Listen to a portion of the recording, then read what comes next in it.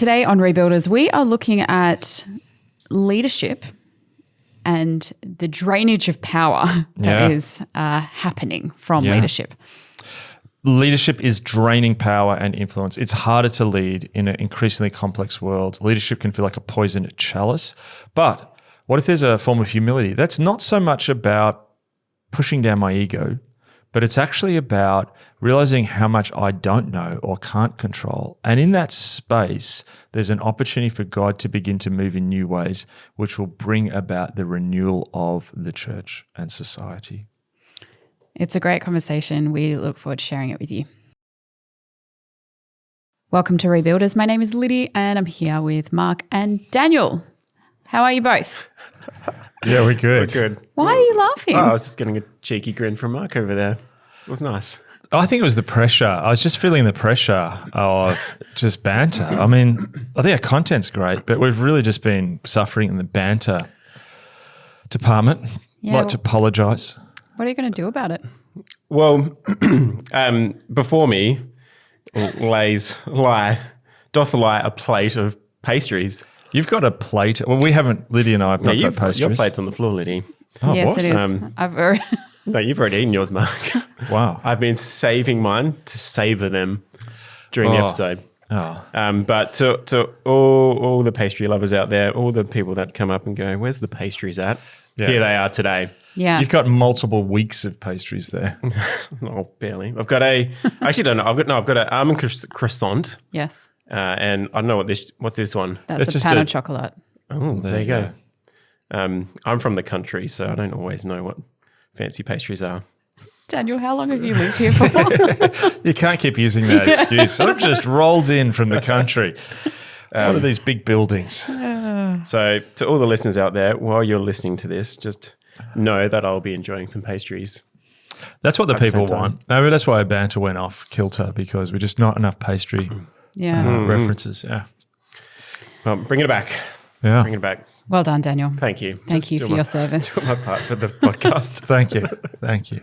We appreciate your sacrifice. Good.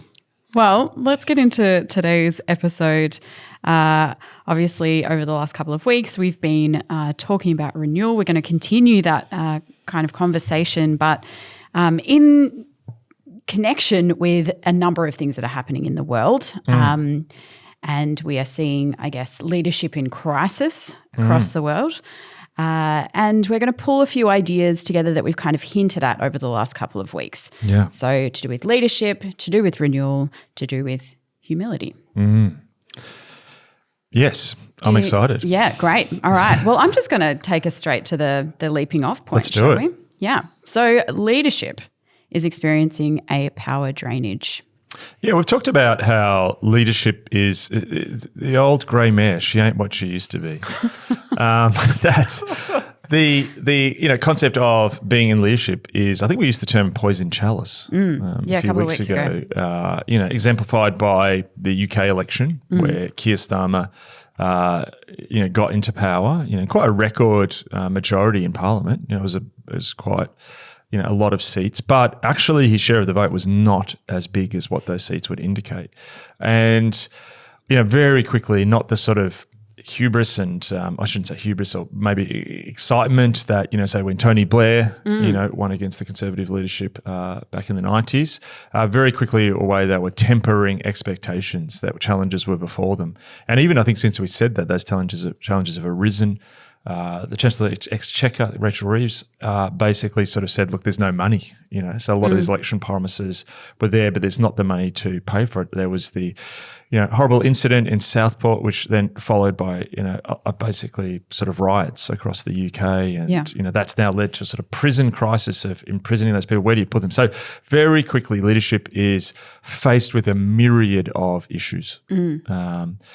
And it was interesting. There's an article this week by I think it's the Telegraph's financial reporter Ambrose Pritchard Evans, just talking about the fiscal crisis the US is facing. That's the massive amount of debt that the US is facing, and essentially in the midst of that article, if you sort of read between the lines, really what he's saying is, regardless of who gets in, whether that is Harris or Trump, both really can't afford to pay for what they're promising, and the huge amount of debt. I think now debt repayments now are bigger than what the US is paying for their military, and the US has got one of the biggest military in the world, and they pay a lot of money for it.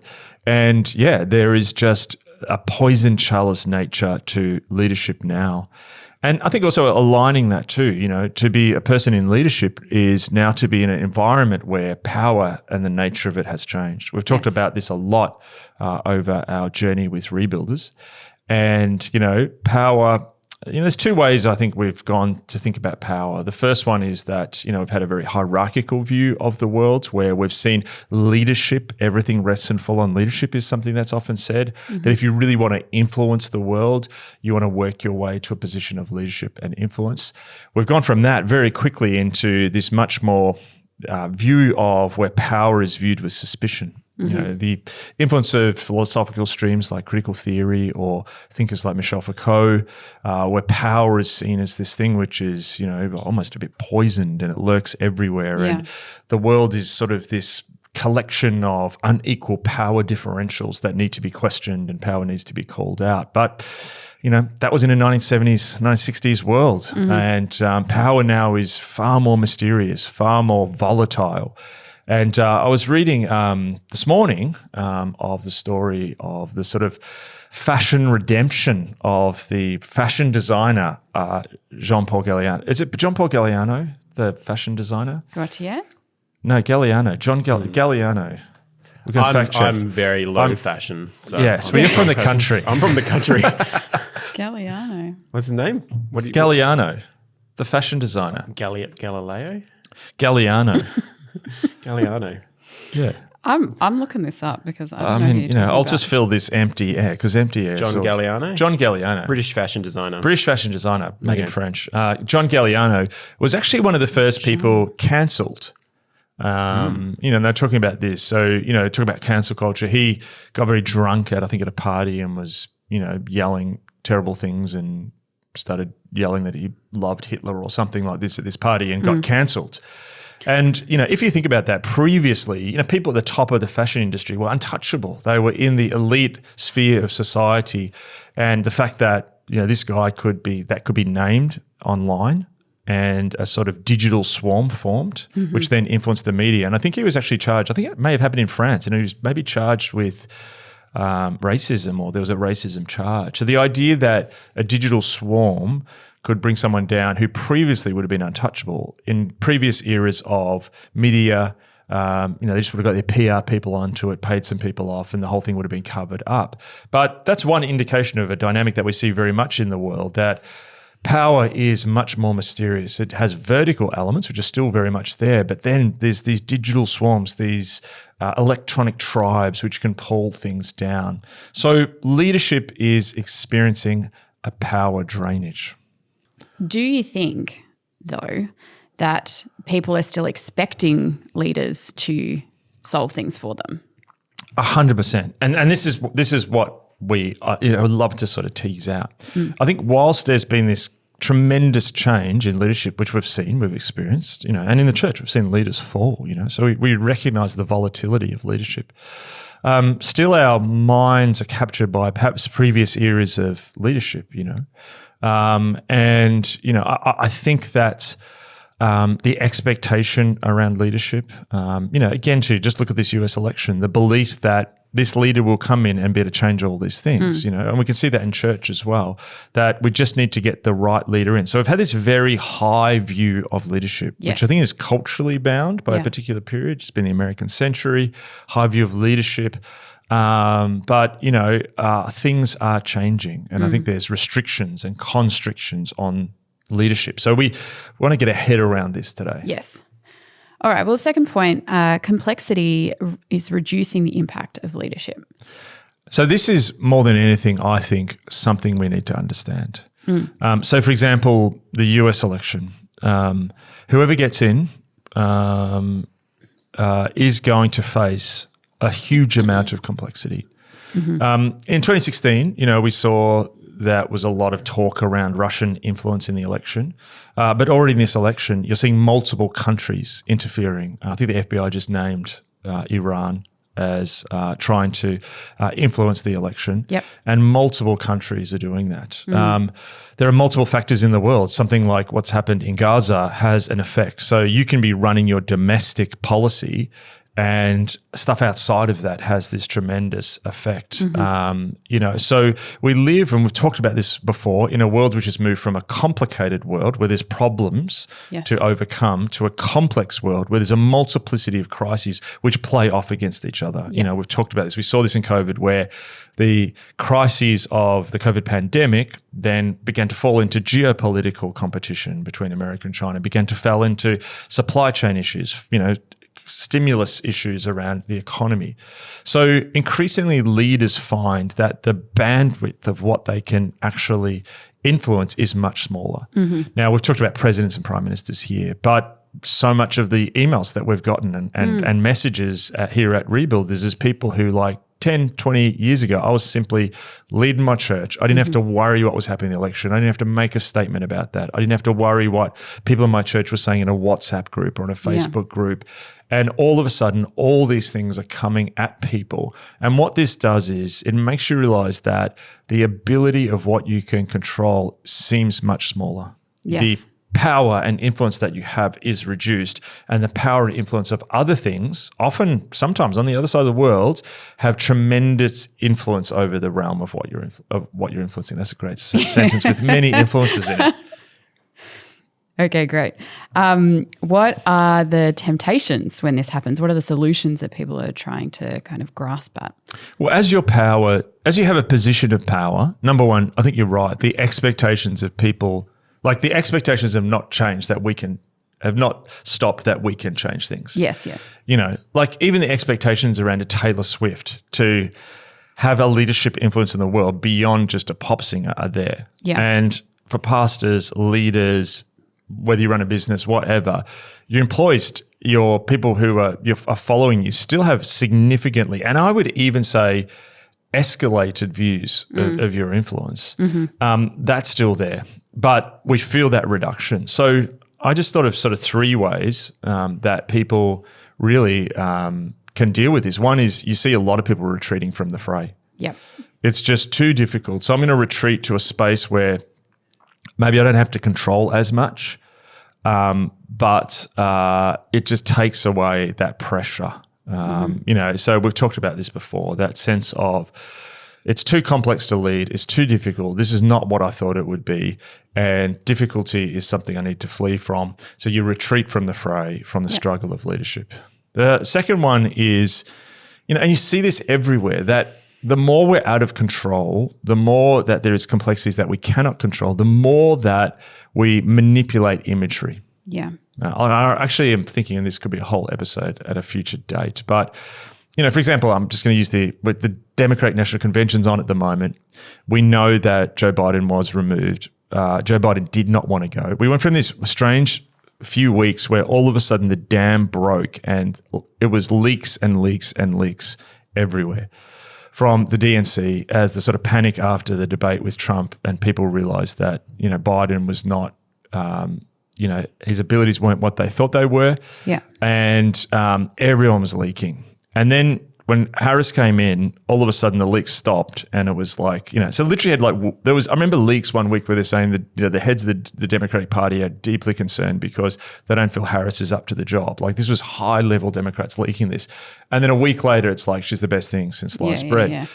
And the DNC was just there. They had a brilliant, I'll sum it all in one image. There was an image of Nancy Pelosi, who's really the power broker in the Democratic Party, holding up this sign we love you, Joe, or thank you, Joe, for your thing. She's the one who got rid of him. You know what I mean? Yeah. And most people look at this now and go, this is simply not true. So you've got this very complex factional dispute within the Democratic Party, but an image has got to be put forward that suggests otherwise. Exactly. Yeah.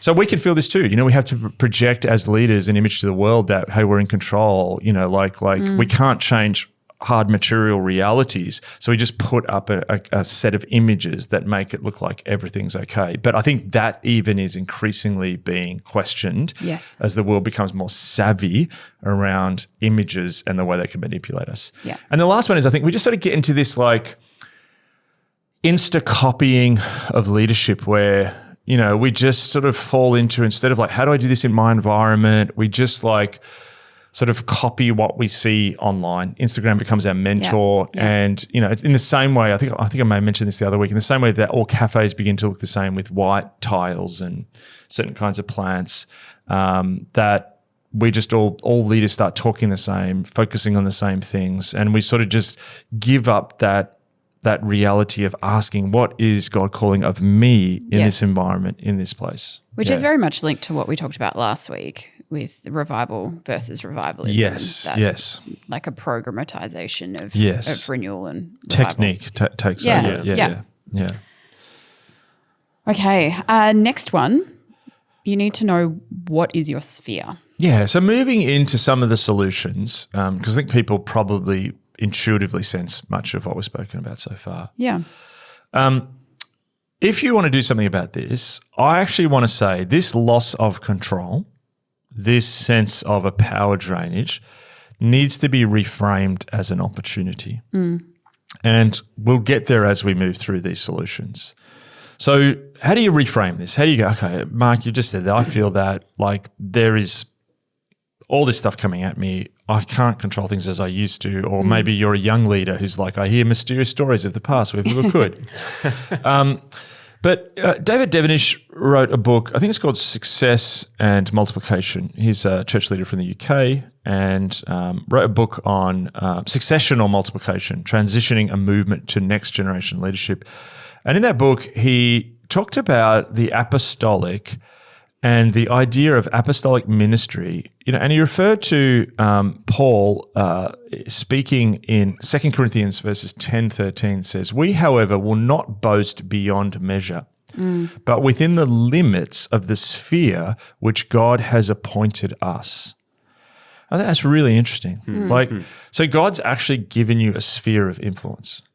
What the world's understanding of this is that there is a level of success, and the more you are successful, the bigger your sphere will get. So the singer who is not that great will be playing at the local pub in the country town. I remember those days well. But if that singer in that country town is really good, they're going to start playing in the city, and then they'll start playing in the country, and then end of the day, they're an international superstar. So we measure success with the size of the sphere. Yes. But that doesn't work like that in the kingdom of God. And, often, sometimes again, too, because there's an economic reality behind music or books or whatever in the Christian sphere and outside of it, and conferences, that we can think, well, God's really using that person because they've got this worldwide impact. But you could be faithfully obeying God and your ministry doesn't go beyond that small country town, because they're the people that God has asked you to impact. And that's the place where God has given you a sphere. Or it might be in a particular industry, or it might be a particular area. It might be these particular people. Now, you never know what those people are going to do going forward, or you never know the impact they're actually going to have. And so I actually think a really helpful question is to ask, where is the sphere that God has given me to have influence over? Yes. And in a sense, that's possibly smaller than you think. And that's okay. Because if you try and influence stuff beyond the sphere that God has given you, you get into trouble. Yeah. And this has been such a helpful framework for me, because there's certain times where not that anything bad has particularly happened, but you begin to realize, hang on, I'm operating outside my sphere. I don't know about that subject enough to speak on that. So I'm going to give you a real-time example. I've been invited to conferences, which there's going to be a lot of people at, to speak on stuff that I know is outside of my sphere. Yeah. And I've done it a couple of times, but I began to very quickly realize, you're not doing this in the power of the Lord. This is I can do it, pull something out of my hat, but I began to say, no, that's not the place. That's not the lane. It's the stay in your lane thing. It's not the lane. Now, sometimes God will take us out of our lane and God will grow spheres. You do see people will like God's like, you've been faithful, I'm going to grow this sphere. But it doesn't necessarily mean amounts of people, Instagram followers, geographic space, greater success in terms of this or that. Really, this is about kingdom impact. So asking the question, what is the sphere that I have influence over? And then being faithful in that sphere is really how things begin to kick through. Cut through. Kick through if you really want. Yeah. I think it might be cut through, but Does that resonate with you guys? I'm interested. I'm reflecting myself. Does that resonate with you guys? I think the thing I'm thinking about over here is kind of what you said there around the sphere that God has given you. And really, I think when you begin to kind of try to operate outside of that sphere, you are operating outside of God's kind of ordained gifting and ability and kind of kingdom impact. And you're really in your own territory there, trying to operate in your own strength, which has a shelf life to you're going to burn out probably eventually. You're going to, it's dicey territory there. So, which is hard when we're in a culture that's always like extending that. You've got to extend that. You've got to try and reach more people. And so it's, again, there's a countercultural nature to this, which has boundary to it. But I think there is beauty and blessing in it that is to be discovered. And also I find what it's helpful is that God might expand someone's sphere. yes. And we can go, oh, that's because I'm awesome. Oh, yeah. Yeah. Yes. very And much that therefore I've got to temptation. leverage that. Yes. Becomes a pride thing. Yeah. Yeah. So, or even, I've experienced this where something blows up and it goes really well and people are like, oh, okay, well now this has got to happen. You've got to do this. Yeah. Versus maybe God will let something be really successful in your life for 3 years and that's it. Yeah. So I think there is this constant thing where God will, it's the constant thing, isn't it? You get a gift and you can turn from the creator and you can end up worshiping the creation versus the creator Yes, dynamic yes. always. Yeah. Yeah. I think it kind of, for me, this concept of knowing your sphere I'm thinking about the Insta copying that you just mentioned with the previous point. Yes. And how easy it is. And again, connecting to that revivalism concept that we talked about last week, how easy it is to be like, oh, this must be the right way of doing things. Like coming from a heart to see your church flourish or a particular ministry flourish or, have impact in your workplace or something like that. It's coming from a good place, but you're seeing how other people are doing it. You're like, oh, this is the way that I should, look after this area and this is what I should be doing and this is what God's asking me to do, but maybe that's what God's asked somebody else to do, but not necessarily you. Yes. So, yeah. It's comparison, it's the classic comparison thing. And I think if I could just be so bold as to be exhortative for a moment.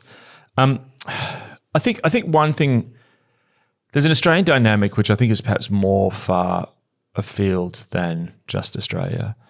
What I've noticed in Australia, I've also noticed in New Zealand, is that we have something called the cultural cringe, whereas if something is happening overseas or in an important international place, because we don't value ourselves, it's much better than here. So you'll go to a city overseas and you'll be in Europe or America and someone's like, oh, come to this coffee shop, it's amazing. You go there and like people take Instagram photos and you're there, oh, this is pretty good. But then you go, actually back home, that one's better, but we just don't value it. Yeah. I experience this all the time. And I just want us to sort of point out that I think that's sort of happening a little bit. That can happen with Renewal. And some of the stories we've gotten are from rural places or country places. They're from small countries or out of the way places where God's just doing some great stuff. And maybe it's not 50,000 people came to the Lord, but maybe it's 50. Or maybe there's just the Spirit's moving. And because you're in a place which is not valued in the world's metrics of the most important, places, we can downplay that. We have a cultural cringe over something because it's not aligning with what the world says is important or where important things need to happen. And so, we're in a bigger city for Australia, but there's some really encouraging stuff happening in parts of Australia that are way off the beaten track, And so I just really want to encourage anyone listening, You may be online looking at some photos of stuff going, wow, that's amazing happening there. But actually where you are, God is really moving. In your sphere, in the calibrations of your context, God is on the move. So please be encouraged. And we've talked about spot fires.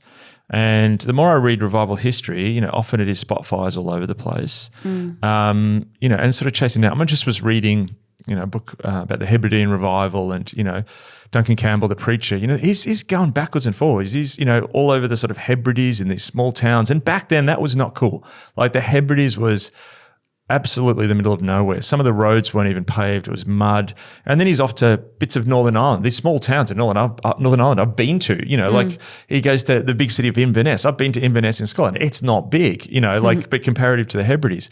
Why am I saying all that? I'm just saying often when you read this revival history, same with Finney's, going all over sort of the northeast of the United States to these towns. These are not big places. So maybe you're not in a big place, or that's important, but maybe God's just starting to do something or wants to do something where you are. That's great.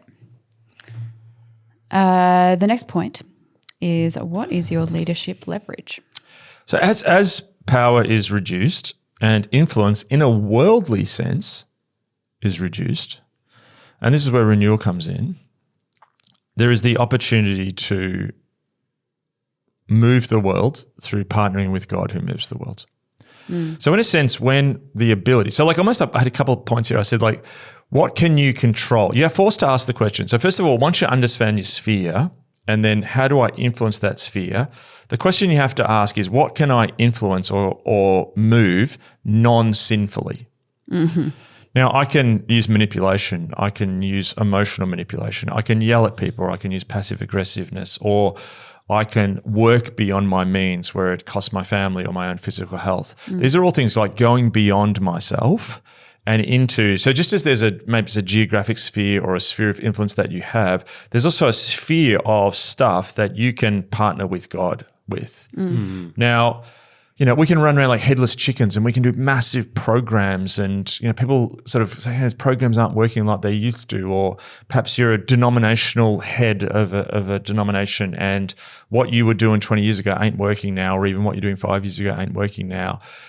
That is an invitation then to go, what are the tools that God has given us to actually partner with him in influencing the world for his purposes? Yes. Prayer, trusting him, the power of God's word, encouraging people, being a living witness, the testimony of your own life. And when you start to realize that these worldly things, which perhaps are not any longer in your fingertips of having worldly prestige or social impact or whatever, I feel like you're reset. Like one of the essences, Richard Lovelace talks in his classic on renewal. So much of what renewal is coming back to that golden example of the early church, which didn't have a lot of earthly power. And so at moments where we realize our power is draining, maybe that's the point where you rediscover actual spiritual power. So is power draining in the world? 100%. But spiritual power at that moment all of a sudden just like is highlighted.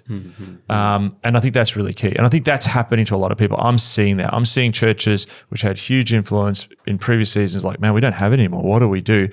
Turning back, movements, individuals, leaders, people trying to influence, in the marketplace. We're just not going to do this without God, And just a little question, like, it's often said leadership, everything rises and falls on leadership. What if we need to reframe that? Everything rises and falls on God, and leadership falls behind that.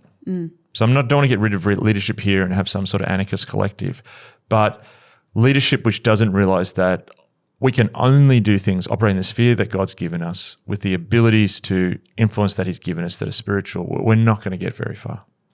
It's good. This leads very well into the next point. Humility creates space for learning. Yeah. When you don't know something, you are a fantastic learner. And I think part of the complexity of this world, and as things get more and more complex, and, you've got people who, you like, the old thing was there's this new, like John Stott used to, did a book called The Contemporary Christian, and he would, if there was a social issue, like, he's writing in the 70s and 80s in England, there was labour law issues, like it was labour conflict with unions and stuff like that. So, he goes away and he would go to Wales and he would sit and he research and he writes this paper on it and, gets into this book. And that's a wonderful way. You retreat for a bit. Now people have got here's this massive issue, in the news, this has just happened. If there was a Taiwan Strait crisis tomorrow and pastors had to make a comment on it, you're not all Taiwan Strait experts. You know what I mean? You haven't got 6 months to go and retreat to the Welsh, seaside and study the history of Taiwan before you make a public statement. So there's this element where there's so much that we don't know. But when you actually do create space and you do understand what you don't know, it actually creates, I think, this attitude of a learner. So what I just said then is you're not going to be an expert on everything, but God will outline little things that he can grow you in. What I've noticed is there's some people who go to, this is probably talking about pastors, they go to Bible college, seminary, whatever, and they do their 4 years or whatever, and then that's it. They don't learn after that. I think that the leader of the future in whatever field is a continual learner. I don't have a degree. I did part of my, seminary study, and literally the first subject I ever did, I was terrible, not good at school, got asked to leave in year 11, not because I was a hooligan, but because they just didn't think I was smart, and it was better off that I went and worked in the menswear department of the local department store. And so I year after final year of high school, I go to my first subject. I literally chose it because it was the one I could walk to from my house. It was evangelism. And the guy gets up and he just gives this big painting of Western culture. He's talking about the Industrial Revolution. He's talking about the Enlightenment. I have no idea what any of this stuff is. Everyone's talking about it like they know it. And I just was like, oh, I've got to learn this. So that just created something in me to learn that stuff. And then after a while, I'm like, hang on, I know I've started to learn more than that person. Yeah. I would have never, so this podcast would not be happening if I just emerged in the world thinking I knew it all. Yeah. There was a humility in me that was just like, oh man, I don't know this stuff. So I just want to have an attitude of a learner, and I've always kept that. So I think there's a point, it's hard because as a leader, you're meant to have all the answers. Yeah. And people don't want to hear that you're a learner because they also want to throw their anxieties on you that you have to have all the answers. Yes. But I think there's a new kind of leadership where we can learn stuff together. Everyone sort of learnt about epidemiology during the pandemic. So I think humility creates space for learning, and I think that's a huge opportunity. And I think just on that, something about learning is that when you are in a situation, like when you're studying, right, it's often outside of the context that you will then apply that learning. Yes. The thing about when you are working or immersed in a context and then you are learning alongside it, there is so much deeper learning that can happen in that because you are applying it and you're connecting it with real world situations. So yeah, there is a depth and a richness to continually learning because you are continually applying and deepening your understanding of situations. Totally. And I think that's part of what God, this podcast is that story, like how often are we reflecting on stuff that's happening in context? If someone, maybe the worst thing that could happen to Rebuilders is someone goes, here's $4 million, you guys can just buy some amazing studio on top of a mountain and just have, French pastry chefs cook us pastries, and that's all we do, Do we have to hike up the mountain to no, you live then up the record? top. Oh, They're actually going to build a nice. cable car for us. That's possibly the worst thing. We just would be these detached ivory tower pastry fiends. By the way, if you are wanting to give us $3 million, please do so. No. So sometimes taking it out of the contextual learning, so much of what happens here is often, literally started thinking about this 8 o'clock this morning, but it's the overflow of stuff that we're constantly working through, thinking through, and I think that's the best foundry for learning. Yes. Can I just add another quick thought from a different angle, more of a pastoral angle that I've found is coming into say you're in a one-on-one pastoral conversation with someone and they're going through something and they're kind of looking to you, all right, what's your advice? What's your to help me in this particular situation?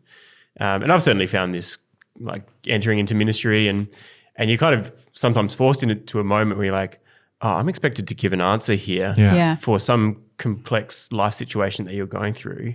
And you're trying to like rattle through, your history of pastoral conversations going, is there a good framework I can kind of outlay? And I've just found more and more recently just the Spirit going, all right, actually just in that moment, let's just pause and ask Jesus what he wants to say. Yeah. And so often Jesus cuts through and speaks to that person, brings something to the fore, reveals some scripture, invites a time of prayer or something that actually does far more than these great 4 principles that I read about once that were applicable to some other situation. Yeah.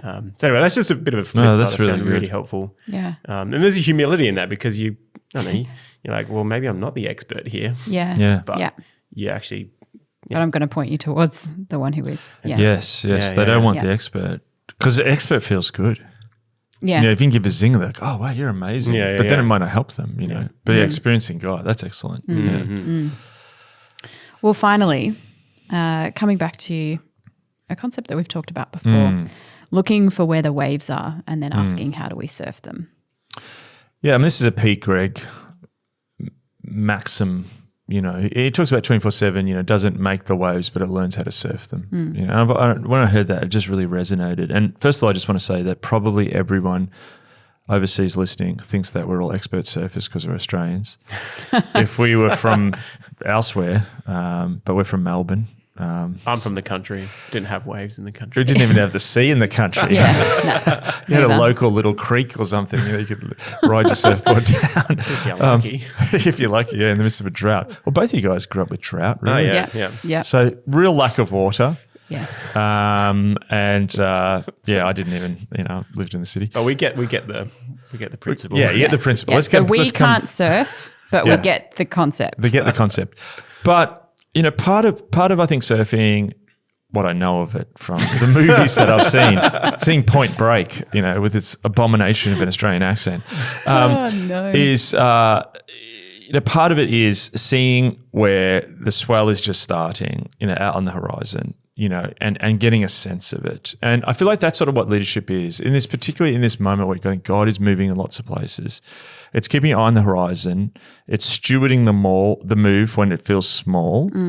And there's a humility to actually just realizing that God is the prime mover. So much we can think we're the prime mover through programmatically, through the force of our will, our charisma, our knowledge, our networking ability. But God is on the move at the moment and he's doing so many things. And I think, looking for the waves versus trying to create the waves is just a really helpful thing. So where we land this is in this moment where, there's a power drainage, there is a sense of us having to be humble. Maybe that's going to create the space for God to move. We've learned this, haven't we? In services, like, hang on, God's doing something. We had a plan, but he's doing something. And what I've realized is that is the looking for it. That's Yes. looking for the swell on the horizon. Is there something there? Is there something that the Holy Spirit wants to do in this service, in that conversation, when that plan that we thought was going to go in this direction falls over and we have to go over here. So I think the new leaders in this renewal moment will be surfers of the next thing God's doing. Brilliant.